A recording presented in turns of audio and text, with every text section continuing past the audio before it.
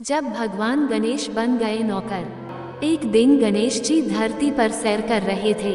सैर करते करते वह एक अनाज के खेत में पहुंच गए और भूख लगने के कारण उन्होंने उस खेत में से 12 अनाज के दाने तोड़कर खा लिए। वह खेत सेठ धनीराम जी का था। कुछ समय बाद विनायक जी को अपने किए पर पछतावा होने लगा, क्योंकि उन्होंने सेठ जी को बिना पूछे ही उनके खेत से अनाज चुरा लिया था। फिर गणेश जी ने सोचा कि अपने किए बुरे कर्म का प्रायश्चित तो करना ही पड़ेगा। इसलिए उन्होंने सेठ जी के यहाँ 12 साल के लिए नौकरी करने की ठान ली। उसके बाद अगली ही सुबह विनायक जी 13 से 14 साल के एक लड़के का रूप लेकर नौकरी मांगने के लिए धनीराम सेठ के घर पर पहुंचे और उन्होंने सेठ जी को अपना नाम गणेशा बताया। विनायक भगवान की बुद्धिमानी की परीक्षा लेने के बाद सेठ जी ने खुशी खुशी नौकरी भी दे दी। अब गणेश भगवान एक सामान्य मनुष्य के रूप में सेठ जी के ही घर पर रहने लगे। एक दिन सेठ जी की पत्नी शाम के समय घर का काम खत्म करने के बाद राख से हाथ धोने जा रही थी। वह देख गणेश जी ने सेठानी जी के हाथ पकड़कर जबरदस्ती मिट्टी से धुलवा दिए।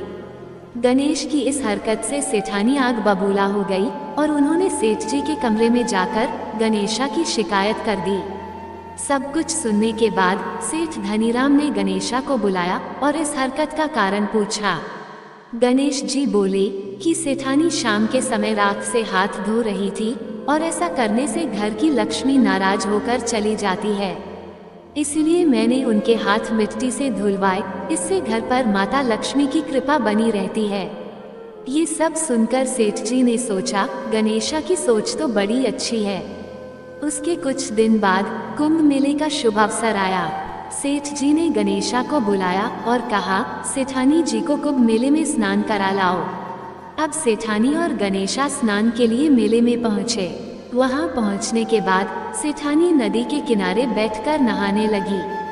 उन्हें ऐसा करते देख गणेशा दौड़कर आए और सेठानी जी के दोनों हाथ पकड़कर उन्हें नदी के अंदर लेकर गए। उनसे पानी में डुबकी लगवाई और फिर किनारे पर ले आए। अब गणेशा की इस हरकत से तो सेठानी का गुस्सा 7वें आसमान पर पहुंच गया। सेठानी जी घर आते आते पूरे रास्ते गणेशा को ताने पर ताने मार रही थी, लेकिन गणेश भगवान सब कुछ शांति से सुन रहे थे। घर आते ही सेठानी ने सेठ जी के पास फिर से गणेशा की शिकायत कर दी। सेठ जी ने तुरंत ही गणेशा को बुलाया और पूछा, तुमने ऐसा क्यों किया? गणेश जी बोले, सेठ जी, सेठानी नदी के किनारे बैठकर गंदे से पानी में नहा रही थी, तो मैंने उन्हें नदी में ले जाकर साफ पानी में डुबकी लगवाई। ऐसा करने से उन्हें अगले जन्म में बहुत बड़ा राजपाट और वैभव मिलेगा। सेठ जी ने सोचा कि गणेशा के विचार कितने अच्छे हैं, मेरे परिवार का भला सोचता है। कुछ दिन बाद सेठ जी के घर पर पूजा थी। पंडित जी के आने के बाद सेठ जी ने गणेशा से कहा, जाओ और सेठानी जी को बुलाकर लाओ। सेठ जी की आज्ञा अनुसार गणेश जी सेठानी को बुलवाने गए। उस वक्त सेठानी काली चुनरी ओढ़कर कमरे से बाहर आ रही थी। ये देखते ही विनायक जी ने वह काली चुनरी उतार कर फाड़ दी और कहा कि पूजा के लिए लाल रंग की चुनरी उड़कर आइए। अब सेठानी बहुत ज्यादा नाराज हो गई और गणेशा पर चिल्लाने लगी। आवाज सुनकर सेठ जी वहां पर भागते हुए आए और पूछा कि क्या हुआ। तब सेठानी बोली, गणेशा ने मेरी चुनरी फाड़ दी। फिर सेठ जी ने भी गणेशा को बहुत डांटा। जवाब में गणेश जी ने कहा कि सेठ जी पूजा में कभी काला वस्त्र नहीं पहनते, इससे शुभ काम सफल नहीं होते, इसलिए मैंने ऐसा किया। सेठ जी ने सोचा कि गणेशा तो बहुत ही समझदार है। इसी तरह लीला रचाते हुए उसी घर में गणेश जी के 12 साल बीत गए। फिर एक दिन सेठ जी ने नया कारोबार शुरू करने से पहले घर में पूजा रखी थी। पूजा करते करते उनको याद आया कि पूजा की सामग्री में गणेश भगवान की मूर्ति तो है ही नहीं। तब उन्होंने अपने नौकर गणेशा को पूजा घर से भगवान विनायक जी की मूर्ति लाने के लिए कहा। गणेशा बोला कि मुझे ही मूर्ति समझकर पूजा में विराजमान कर लो, आपके सारे शुभ काम सफल हो जाएंगे। ये बात सुनकर सेठ जी गुस्सा हो गए और बोले, गणेशा, तुम अब तक सेठानी से मजाक करते थे, अब मुझसे भी करने लगे हो। उत्तर में गणेश जी ने मुस्कुराते हुए कहा, नहीं सेठ जी, मैं मजाक नहीं कर रहा, मैं सत्य वचन कह रहा हूँ। इतना कहने के बाद नौकर गणेशा ने अपना असली गणेश भगवान का स्वरूप धारण कर लिया। साक्षात गणेश भगवान को सामने देखते ही सेठ और सेठानी उनके चरणों में लीन हो गए और उन्होंने अपनी पूजा संपन्न कर ली। उसके पश्चात गणेश जी देखते ही देखते अंतर्ध्यान हो गए।